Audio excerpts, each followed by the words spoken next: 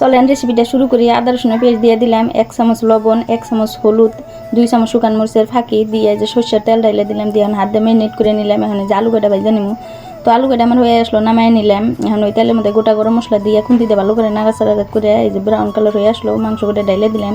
এখন মাংসটা আমি 3-4 মিনিট ভালো করে নাড়াচাড়া দিয়ে ঢাকা দিয়ে এখন রেখে দিই। তো আবারও ঢাকাটা খুঁজে যে ভালো করে আমি নাড়াচাড়া দিয়ে দিলাম। তো এইভাবে 5-7 মিনিট ঢাকা দিয়ে কষাই নিলাম। তো এখন আলু কাটা দিয়ে দিলাম, আলু দিয়ে আবারও আমি নাড়াচাড়া দিয়ে দিই। তো এখন আলুটা দিয়ে আমি 5-7 মিনিট কষাইয়া ঝোলের জন্য পানি দিয়ে দিই। এখন আবার আমি ঢাকা দিয়ে দিছিলাম, তো ঢাকাটা গুছিয়ে আবার আমি নাড়াচাড়া দিয়ে দিলাম। তো এখন ঝোলের জন্য এই যে বেশি করে পানি দিয়ে দিলাম। তো আমি যে প্রসেসে দিলাম এই প্রসেসে দিবেন, মাংসর কালারটাও সুন্দর হবো, খুব টেস্ট পাবেন।